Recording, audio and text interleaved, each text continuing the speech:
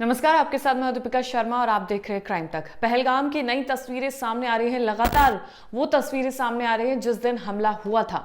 इसके अलावा ground zero से भी कई ऐसी रिपोर्ट सामने आई हैं जो क्राइम तक आपको लगातार दिखा रहा है। सबसे पहले सबसे बड़े अपडेट की बात करेंगे तो वो ये है कि पहलगाम में जितने भी आतंकवादी सक्रिय हैं उनमें से 6 आतंकवादियों के घरों को ध्वस्त कर दिया गया है।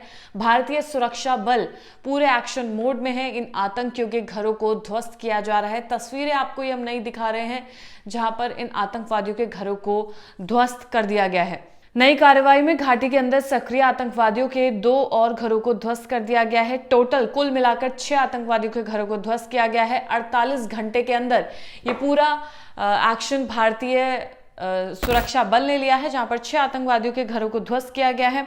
इसके अलावा कल रात कुलगाम के जाकिर गनी के तीसरे घर को सुरक्षा बल ने ध्वस्त कर दिया है। जाकिर गनी 2023 में लश्कर में शामिल हुआ था। बहुत बड़ा आतंकवादी है। पहलगाम आतंकी हमले के बाद से सक्रिय लश्कर कैडर के आतंकियों के 6 घरों को ध्वस्त कर दिया गया है।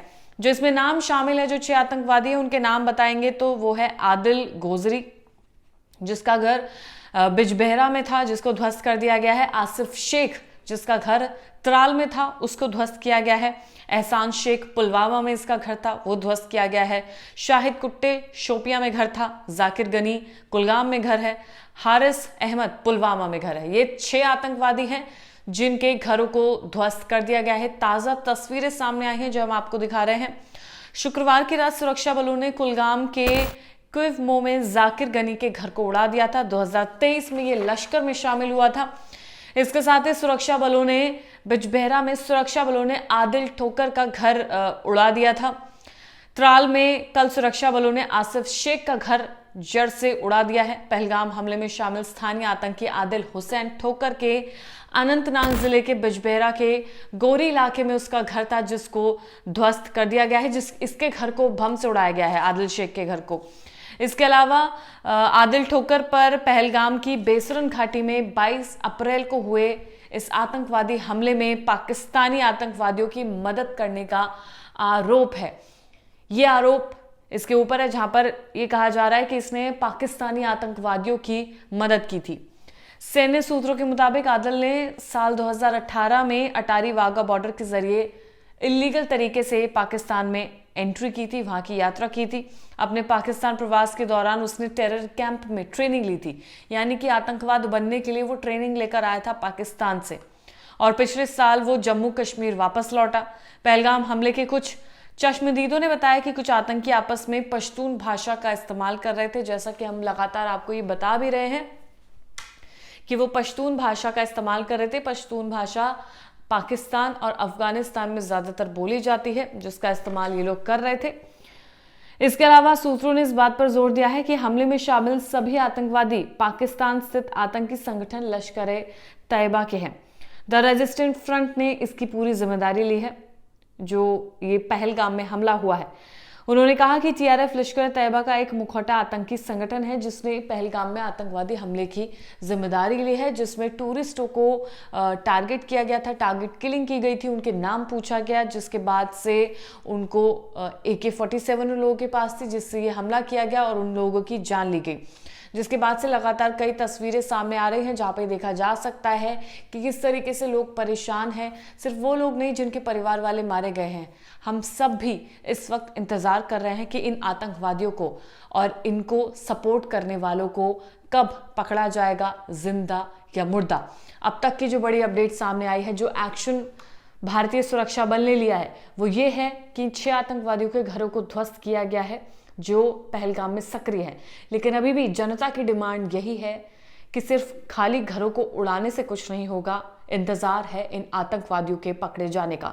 आपको वो तस्वीरें दिखाते हैं जो वहां से लेटेस्ट तस्वीरें सामने आई हैं, जिस दिन हमला हुआ था उसकी तस्वीरें, पहलगाम में उस स्पॉट की तस्वीरें जहां पर ये पूरा हमला हुआ था।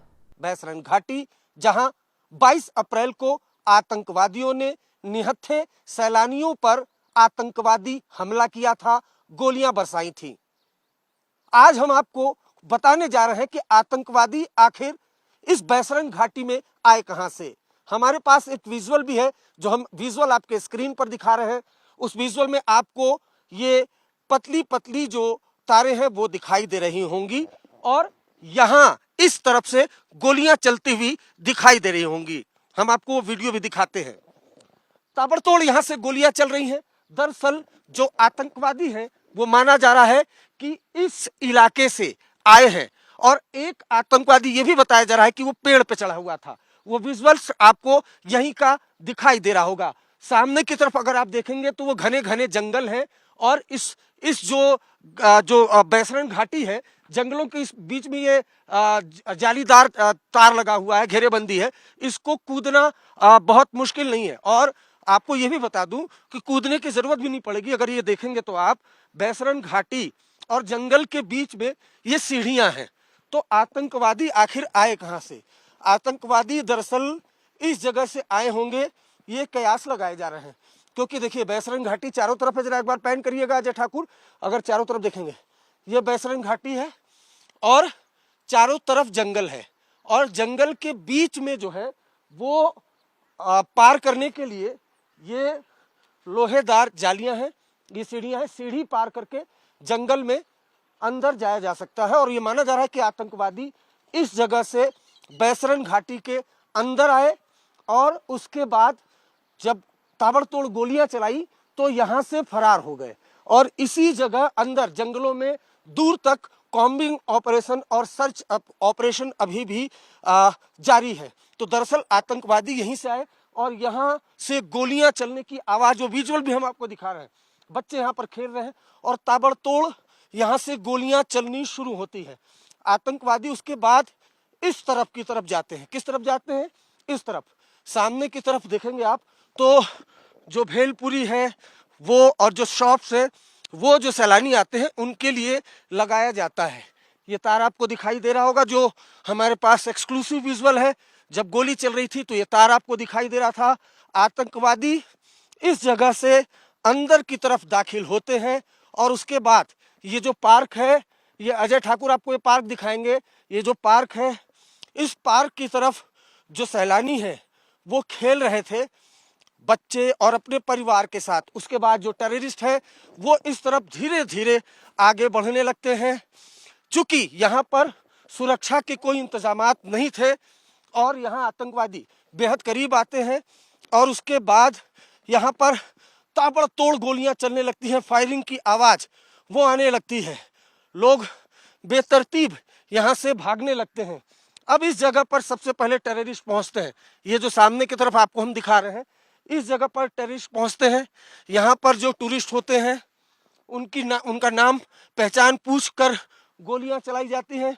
उसके बाद आज तक इंडिया टुडे ने एक आपको विजुअल दिखाया था जिसमें आतंकवादी जो टूरिस्ट है उनको घुटने के बल बैठने को कहता है, उसके बाद गोलियां मारता है। तो वो सामने की तरफ देखिए, वो जो मचान आपको दिखाई दे रहा होगा वो मचान उस विजुअल्स में भी दिखाई दे रहा होगा।